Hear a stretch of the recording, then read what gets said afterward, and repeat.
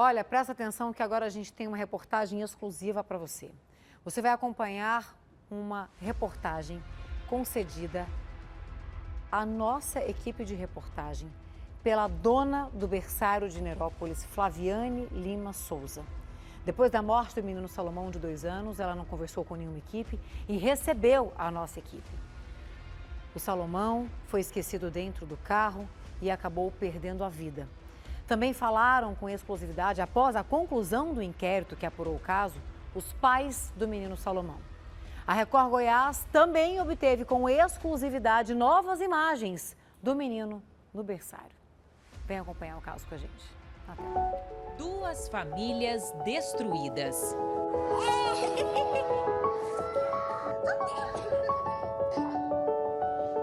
Salomão era o único filho de Gisele e Vilmar. Aos poucos, a mãe conta emocionada a história da família.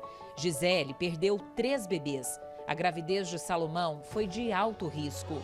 O Salomão nasceu super saudável, ele nasceu uma criança de 4,8 kg, muito grande, muito saudável. Antes do Salomão eu perdi 3.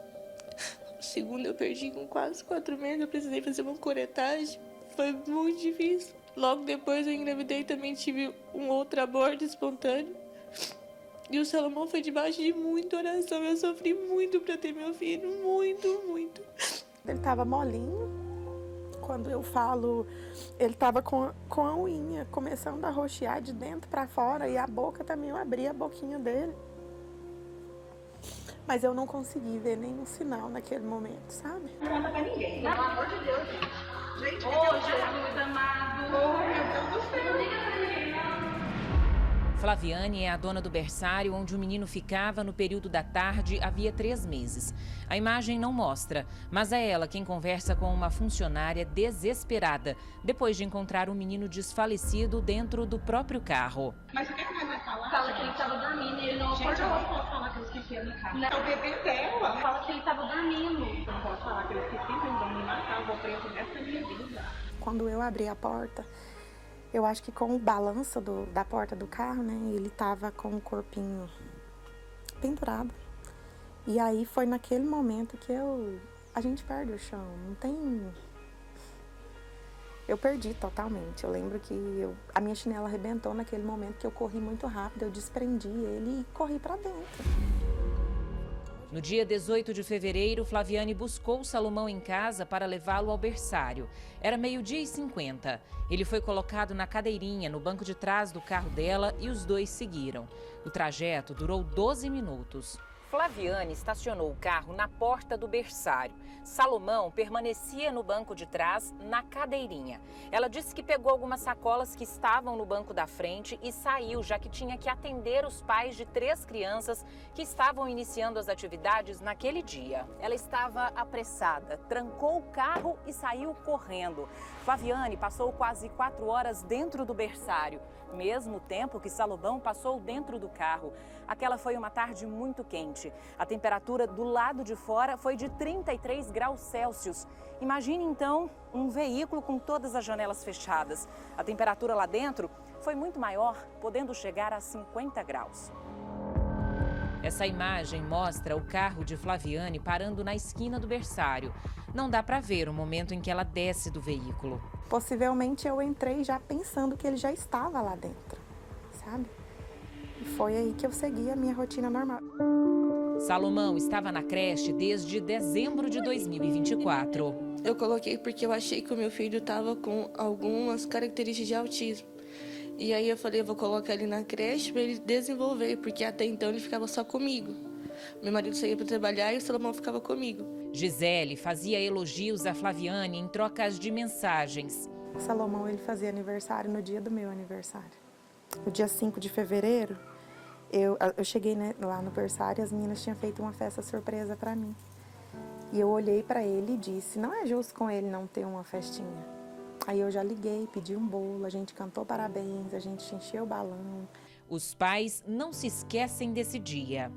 Nós cantamos uns 20 parabéns aquele dia e ele não deixava a gente parar. Ele ficava batendo as palminhas falando para cantar parabéns de novo. 13 dias depois, aconteceu a tragédia. Eu levo primeiro a minha filha para a escola, eu deixei ela na escola, bem próximo à casa dele, da escola dela. Eu fui lá, peguei ele, a mãe dele me entregou nesse dia. Uma funcionária chegou para ajudar a dona do berçário às 2 da tarde. Às 4h50 da tarde, Flaviane encontra o menino dentro do veículo e conversa com uma funcionária. Eu comecei a fazer o procedimento e ela deu sequência. Ela continuou. Eu fiz procedimento para ver se o coraçãozinho dele voltasse, né? Voltava. E ela continuou o procedimento do jeitinho que eu orientei. E eu comecei a soprar na boquinha, no nariz dele. E uma das tias olhou e falou: tia, ele não tá mais aqui, não adianta. Aí eu molhei, eu abri a torneira, passei uma água na cabecinha dele. Tentei colocar uma água na boca, eu não sei. Eu não consigo te explicar o que passava pela minha cabeça naquele momento, porque foi desesperador. Flaviane ligou para o marido para contar o que aconteceu. Amor, para, eu não sei se eu fujo, o que eu faço? Mas ele vai me matar, porque o menino tá morto, tá roxo. O menino tá morto, no meu colo. Bom, ela me ligou, me contando o fato, né? E que de imediato eu pedi para que ela ligasse para os bombeiros. E ela deu para perceber que ela estava desesperada, as funcionárias em pânico, né? Eu senti uma comoção muito grande ao redor dela e ela se desesperou. Naquela oportunidade nós autuamos em flagrante delito por homicídio culposo e ela foi recolhida então ao sistema prisional feminino aqui do estado de Goiás. 10 minutos depois de encontrar Salomão no carro, uma terceira funcionária aciona o corpo de bombeiros, que chega em 7 minutos.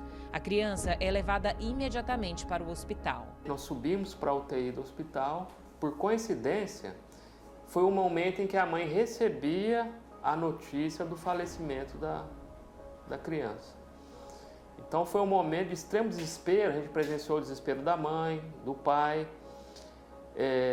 Ambos tiveram que ser atendidos também às pressas no interior do hospital. Neste momento, os pais de Salomão também foram informados de que deveriam ir para o hospital. O hospital ligou para a gente dirigir até o hospital que o nosso filho tinha passado mal, mas não falou o que aconteceu, como aconteceu. Quando chegamos no hospital que recebemos a notícia que ele estava na UTI, em processo de reanimação. Aí, após uns minutos, uns 20 a 30 minutos, nós recebemos a notícia de que ele tinha vindo a óbito. Flaviane e o marido foram orientados a se apresentar numa delegacia de outra cidade. A gente estava com medo mesmo da questão da represária na cidade do ocorrido. E nesse momento, quando a gente chegou em uma outra cidade, que o telefone teve sinal, a gente recebeu uma ligação da advogada falando: vocês precisam imediatamente, né, já estar em uma delegacia e se apresentar. E foi o que a gente foi fazer. Quando a gente chegou no posto para perguntar onde era esse local, aí as polícias já encontrou a gente. Eu acredito que o rapaz do posto deve ter ligado, não sei.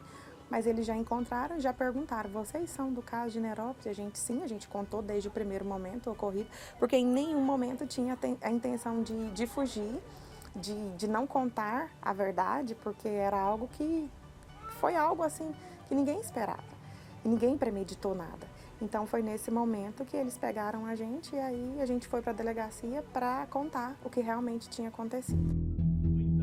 Flaviane passou por audiência de custódia e ficou presa. Ela passou 8 dias na casa de prisão provisória em Aparecida de Goiânia. Estar ali naquele lugar foram os piores dias da minha vida. Não só pelo local, mas pelo fardo que eu estava carregando, né? Pensar nos meus filhos, pensar no Salomão, no mamão, como a gente chamava ele. Então, foram os piores dias da minha vida, os piores dias, e ainda continua sendo. O advogado de Flaviane conseguiu na justiça a prisão domiciliar, já que ela tem 3 filhos, uma adolescente de 13 anos, um menino de 10 e outro de 1 ano e 10 meses que ainda era amamentado por ela. É uma dor tremenda, uma dor por saber que eles estão sofrendo demais, né? A nossa vida, ela mudou assim, radical. E uma dor por olhar no meu filho e saber que o Salomão também não está aqui, quase na mesma idade dele, né? Aprendendo a falar igual o meu. Então não tem um dia, não tem uma hora que eu não troque o meu bebê, que eu não faça mamar para ele. que eu lembre o quanto a mãezinha dele tá sofrendo, sabe? Eu não consigo comer, eu não consigo olhar para os meus filhos com misericórdia, porque eu lembro dele o tempo todo. Logo depois do enterro do Salomão, os pais voltaram para casa e a Gisele, principalmente, disse que começou a sentir muita tristeza ao ver as coisinhas do Salomão. O pai e a mãe então se uniram e decidiram colocar tudo que ele tinha aqui nesse quartinho que fica nos fundos da casa deles. Aqui estão as roupas do Salomão, os sapatinhos, os brinquedos preferidos e até a mochila que ele levava para o berçário. Ela está do mesmo jeitinho que estava no último dia em que ele a usou. Aqui nessa sacolinha ficam os produtos de higiene, como perfume, pasta de dente.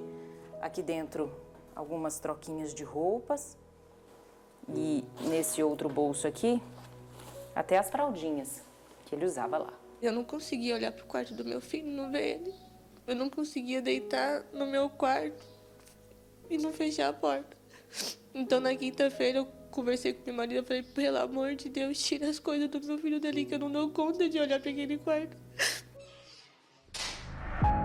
A Polícia Civil indiciou Flaviane no crime de homicídio culposo, que é quando não há intenção de matar e por exercício irregular de profissão. Mas ela se tornou ré por homicídio qualificado com dolo eventual. A denúncia oferecida pelo promotor de justiça Daniel Parreira de Silva Godoy foi recebida pela Justiça na semana passada. A denúncia diz que Flaviane matou Salomão Rodrigues Faustino e que ela era contratualmente responsável pelos cuidados, educação, transporte e segurança da vítima e que praticou o crime em instituição privada. Além disso, de outubro de 2024 a 18 de fevereiro de 2025, no berçário, Flaviane exerceu profissão ou atividade econômica sem preencher as condições a que por lei está subordinado seu exercício. O promotor ainda destaca que a falta de autorização específica para oferecer educação infantil e a ausência de habilitação ou autorização para transporte escolar criavam um ambiente de extrema vulnerabilidade para os alunos, inclusive para Salomão, e que Flaviane ignorava padrões mínimos de segurança. O berçário, que funcionava na cidade havia 11 meses e atendia cerca de 25 crianças de 4 meses a 6 anos, agora está fechado definitivamente. Flaviane diz que não vai mais trabalhar com isso. Muitas mãezinhas entraram em contato comigo perguntando se eu ia continuar, porque elas acreditavam no meu trabalho e acreditavam que aquilo ali não tinha condição de ter acontecido, que foi uma fatalidade cruel, tanto para a família dele quanto para a minha, que se eu fosse continuar, as crianças continuariam. Mas eu não tenho cabeça para isso, eu não dou conta, eu não tenho estrutura. Nem no momento e nem depois, eu não quero, é algo que acabou. Salomão morreu por intermação, quando o corpo fica sobreaquecido, chegando a mais de 40 graus Celsius. O organismo não consegue retornar à temperatura normal e gera insuficiência respiratória. Gisele e Vilmar enviaram uma mensagem para Flaviane dias depois da morte do filho para oferecer perdão. Foi uma fatalidade, um erro gravíssimo, certo? A justiça está aí cuidando dessa parte, tá? O que ela fez, ninguém pode apagar, ninguém pode esquecer isso.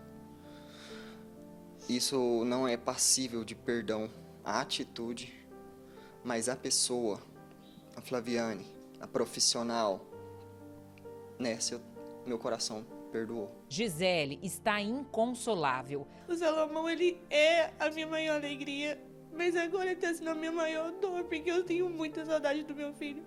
Muita saudade.